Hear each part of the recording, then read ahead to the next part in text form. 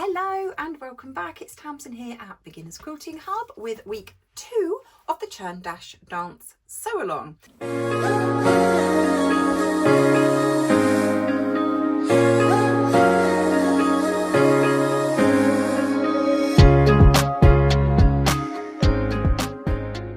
So a quick recap of week 1. You should now have a nice big pile of freshly trimmed half square triangles.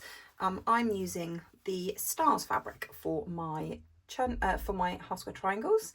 They have all been pressed open, nice and neatly, and trimmed down to size. So we can now set those aside until we come to actually put together our Churn Dash blocks.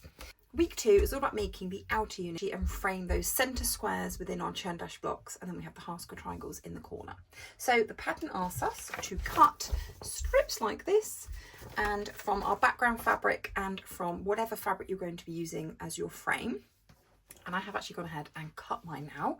So I've got a nice big fresh stack of 10" by 2.5" strips. Now I have chosen to use the fabric that has Boo written all over it. Now I've been careful how I've cut this fabric so that all my writing goes from left to right because it is directional. And I've also used some of the spiderweb fabric. So I've chosen the 2 pinks and I've left out the green and the black. I really like these. So and the kind of corally pink as well. So I've got those, I've got my Boo fabrics. So those are all now cut and ready to piece. I've also cut a whole stack of 2.5" by 10" background rectangles. Now I just need to sit and sew these together. So we're literally going to place the print with the background, and we're going to sew a nice 1/4" seam all the way down the side, and then you're going to trim them all in half, and that is what makes the framing units for the Churn Dash. So that's this week's assignment. Let's crack on with week 2. The really nice thing about what I'm doing right now is that you can just sit and chain piece. Now you do need to be mindful and make sure that when you're using any directional fabric that you've got it facing the right way up. For instance, this fabric here where the word Boo is written, the white, let me flip that out of the way. The white is going to go on top of here, so I want it to be looking like this.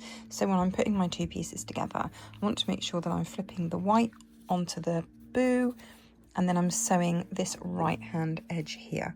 That way when I open it up, the writing will be facing in the right direction.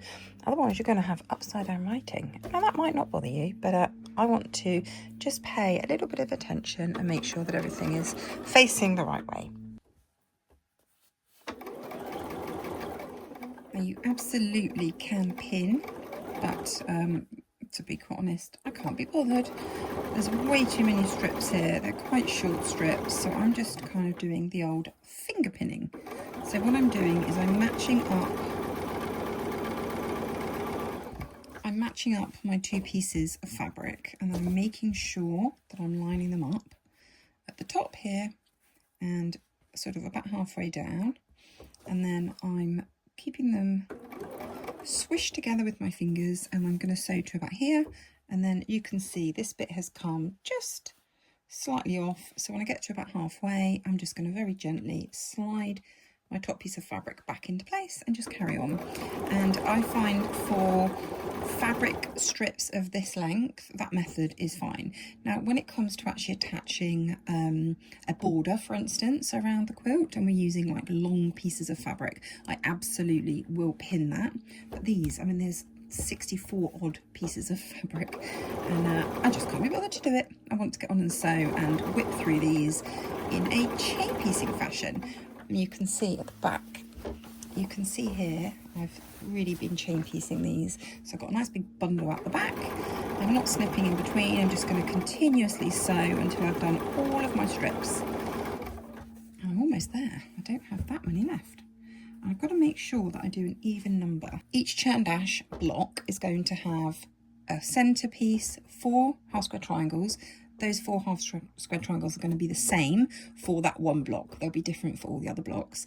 And then these little strip sets, these little outer unit sets, I want these to be the same for one block and then different for each block. So for instance, where I've got the boo fabric, I need to sew 2 of these strips, so 2 of the long whites with the pink boo fabric, because we cut these in half and make 2. So if I sew 2, cut them in half, I will have 4, and that's 1 for each edge. So I've got to make sure that I do an even amount, because I have cut some extra strips just to see if I want to play with the colours at all. Next thing to do after these are all sewn, which is going to be fairly soon, is to actually press all of the seams, get these all nice and flat, and then we're going to trim them all in half, and then check that each section measures the correct amount. If it's not, we can just trim them down. Once you've cut everything, this week's task actually goes really quickly. This has taken me maybe half an hour to sew these, and admittedly I'm quite a quick piecer, so I'm piecing quite fast, and you'll hear my sewing machine galloping along, and you know, you might be a bit slower, but take your time, just try and keep your 1/4 inch seam. It's actually really good practice for practicing your 1/4 inch seam, because you are literally just sewing long straight lines. Now I use this marking tape on my machine. It is called a 1/4 inch tape, I think, and I will link that in the description box below. I just grabbed some rolls of this from Amazon, but you can probably find them in your local quilt shop as well. But I'll link below where I got mine from, and it comes in a really long roll. I think it had multiple rolls in the packet actually. Let me see if I can find it. It's like a slightly translucent, almost like a plasticky feel tape, and you just stick it to your sewing machine, and then when you peel it off, it doesn't leave any marks. And I have got it positioned so that it's in line with the edge of my presser foot, and I've measured a 1/4 inch from my needle to this black line here, so that I know as long as my fabric is running along this outer black line here, I will have a 1/4 inch. And obviously, if you're, look how fluffy my machine's getting.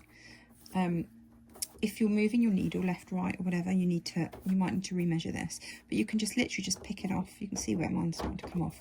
You can literally just pick it off and reposition it. Change the camera angle. You can see I've got this little black line.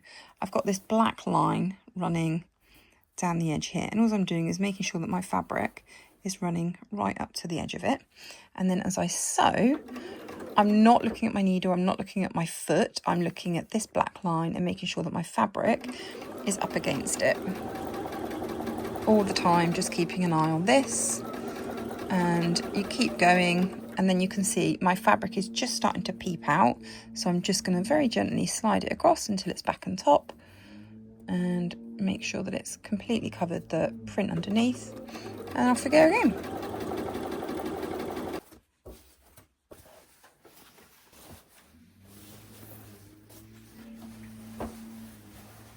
And that's it, we're done. I've sewn all of the strips, I've given them all a press.